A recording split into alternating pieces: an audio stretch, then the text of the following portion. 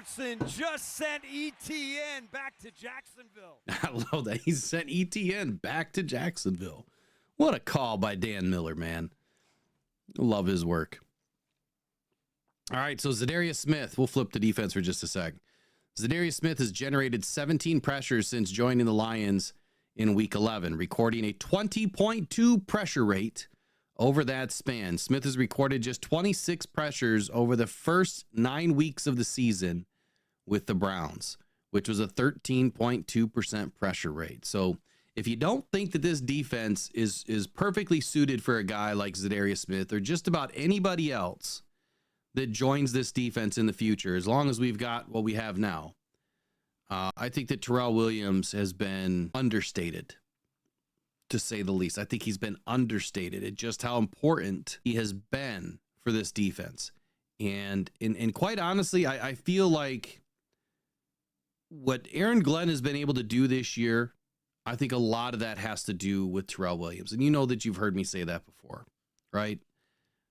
But I'm just going to say it again, because Aaron Glenn is not Aaron Glenn right now without Terrell Williams. I do believe in Aaron Glenn. I think he's a good defensive coordinator. I think he's going to make a great head coach at some point. But I'm telling you, there's just something about Terrell Williams that when he walked into this building and started to readdress what we were doing defensively on the line, things started to change and changed quickly. And we jumped right out of the gate. I mean, even in training camp, you know, again, I'll repeat myself for probably the 20th time when I said this is the best defense I've ever seen from the Detroit Lions at training camp. All I watched was the defensive line the first day. That's what I was really keyed in on, because the offense seemed to always be on the other side of the football field or the practice facility. And every time I'd walk over there, they'd kind of switch other sides, and I didn't want to walk back. So I watched a lot of the defensive line, and they were just slicing up our O all day. Jared couldn't get the ball off, and I was happy with that. Like, I wasn't concerned about it at all.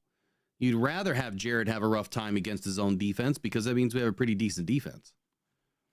So I'm really excited to see where this defense goes in the near future, as long as we can retain some of the coaches that we have now. It's going to be tough to keep these guys. So big time. Bob W., to answer your question, yes, I think so. I think that it would be a big time upgrade if Terrell Williams replaced AG, but I think that Calvin Shepard also deserves a little bit of mention in there. I think that Calvin Shepard has definitely done an excellent job with these linebackers. What he's been able to produce with guys dropping left and right, I mean, we don't talk about Calvin Shepard enough either. I feel bad. I'm going to have to do a whole video on it next week or something. Calvin needs some airplay. He's been doing a great job. Terrell needs some airplay. I'll get some videos out. I just got to get through 1 week where I'm not like sick or something stupid, because it's been a rough season for me. It has. That's why the content has been kind of slow for me this year, but this is what it is. You guys are still here. That's all that matters. Jamal Adams, when we picked him up, one of the first things that I said is I'm expecting this guy to play in a hybrid linebacker role. In the first day of practice, he's in a hybrid linebacker role. So I'm expecting to see Jamal Adams blitzing Love tomorrow. Guaranteed. That's what they're going to use Jamal Adams for. He has a way of getting to the quarterback. He had 9.5 sacks, I think, in one season, a few seasons ago. And he has a way of getting to the quarterback. And I think someone asked him the question the other day during media availability, and it was kind of about, you know, what is your secret sauce or whatever of getting to the quarterback? And he said, it's, you know, it goes back to my days of playing capture the flag, you know, and that's building out his skills from there. So I'm expecting to see Jamal Adams play tomorrow, not only play tomorrow, but be effective in getting after the quarterback. So it could be a situation where the Lions are having 5 or 6 DBs in more often, just because they're utilizing Jamal Adams to roll down into the box and play more of a linebacker role than you know, a safety or a cornerback role, if you will. And then there's Quan Alexander. Haven't heard a lot about Quan Alexander this week, so I'm not expecting a whole lot. But at the same time, I'm still expecting Quan Alexander to come in and be able to play. He's been around the league long enough. The terminology is going to be the hardest thing for him to pick up.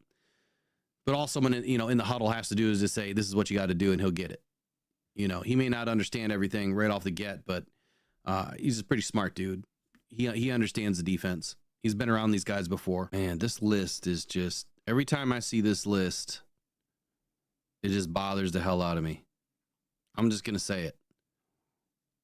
John Kaminsky, Aiden Hutchinson, Marcus Davenport, Kyle Picot, Derek Barnes, Malcolm Rodriguez, Makai Wingo, Alex Anzalone, David Bada, Nate Lynn.